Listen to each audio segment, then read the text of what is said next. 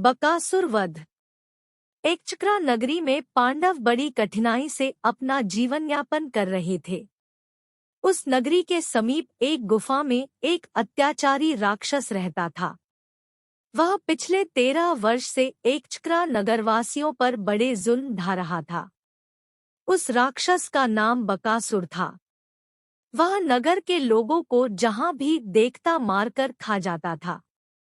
उसके अत्याचार से घबराकर वहां के लोगों ने मिलकर बकासुर से प्रार्थना की थी कि प्रति सप्ताह उसे जितनी मदिरा, मांस, अन्न, दूध, दही चाहिए वह उसे एक बैलगाड़ी में भरकर भेज दिया करेंगे। गाड़ी हाँकने वाला और 2 बैल जो गाड़ी खींचकर उसके पास आएंगे, उन्हें भी वह खा लिया करेगा। इस प्रकार वे रोज-रोज के भय से बच जाएंगे। बकासुर ने उनकी बात मान ली। एक दिन उस आश्रयदाता ब्राह्मण की बारी आई। वह गाड़ी हाँककर बकासुर के पास ले जाने वाला था। उस ब्राह्मण की पत्नी रोने लगी और कुंती के पूछने पर उसने कुंती को सारी बात बताई। भीम ने भी सारी बात सुनी, क्योंकि उस दिन वह अपने भाइयों के साथ भिक्षा मांगने नहीं गया था। तुम घबराओ मत, कुंती ने अपनी आश्रयदाता ब्राह्मणी से कहा, आज तुम्हारे पति की जगह मेरा पुत्र गाड़ी लेकर जाएगा। नहीं बहन, मैं तुम्हारे पुत्र को संकट में नहीं डाल सकती, ब्राह्मणी ने रोते हुए कहा। हाँ बहन, आप हमारी अतिथि हैं। ब्राह्मण बोला, अतिथि तो देवता के समान होता है। हम आपके बेटे को मौत के मुंह में नहीं धकेल सकते। विप्रवर, आप चिंतित न हो।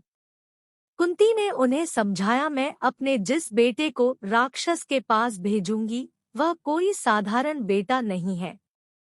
तुम देखना वह उस राक्षस को मारकर ही लौटेगा। हाँ माते, मैं जाऊंगा उस दुष्ट राक्षस के पास, भीम बोले, लेकिन इस बात को आप गुप्त रखें।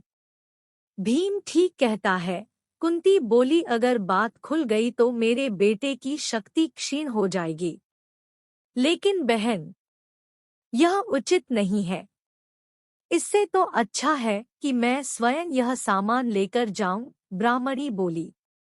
बहन, तुमने विपत्ति में हमें सहारा दिया, रहने को आश्रय दिया। अब अगर तुम्हारे ऊपर विपत्ति आई है तो क्या हम पीछे हट जाएंगे? नहीं, मेरा बेटा ही वहां जाएगा, कुंती ने कहा। ब्राह्मणी ने फिर कुछ नहीं कहा। नगर के लोग गाड़ी में मांस, मदिरा, दूध और दही के घड़े भरकर ब्राह्मण के द्वार पर ले आए। गाड़ी में 2 काले बैल भी जुटे थे। भीमसेन तत्काल गाड़ी में बैठ गए और गाड़ी को हाँक कर ले चला। नगर के लोग गाते बजाते नगर की सीमा तक उसके साथ गए। नगर सीमा पर उनके रुक जाने पर उनके बताए स्थान की ओर भीम गाड़ी को हाँक कर ले गया। गुफा के पास पहुंचकर भीमसेन ने देखा, जगह-जगह हड्डियां बिखरी पड़ी हैं और रक्त के छींटे चट्टानों पर गिरकर सूख गए हैं।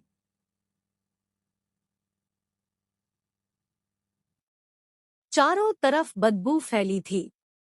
भीमसेन ने गुफा के द्वार पर गाड़ी रोकी और आराम से बैठकर साथ लाए भोजन को चट करने लगे। उधर राक्षस भूख से तड़प रहा था। देर होते देख वह क्रोध में भरकर बाहर निकला तो उसने देखा कि एक लंबा चौड़ा आदमी आराम से बैठकर उसके लिए लाया गया भोजन खा रहा है। भीमसेन ने उसे देखा तो हंसकर बोला, बकासुर, थोड़ी सी मंदिरा बची है, इसे पी लूं तो तेरे से बात करूंगा। बकासुर गुस्से में भीम पर झपटा। वह देखने में बड़ा भयानक लग रहा था। भीमसेन ने उसकी परवाह न करके मंदिरा का घड़ा उठाकर पी लिया। राक्षस गुस्से में एक पेड़ उखाड़कर उन पर प्रहार करने के लिए आगे आया।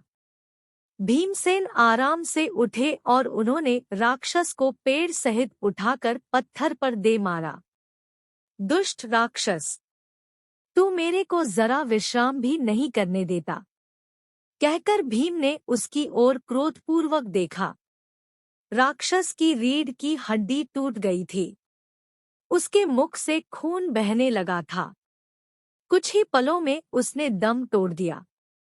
राक्षस को मारकर भीम ने उसके शव को गाड़ी में डाला और नगर के फाटक के पास लाकर उसे पटक दिया। फिर उन्होंने नदी में स्नान किया और अपनी माँ के पास आकर सारा वृत्तांत सुनाया। माता कुंती अपने बेटे की बहादुरी पर फूली न समाई। कहानी अच्छा लगा तो लाइक शेयर सब्सक्राइब जरूर कर देना।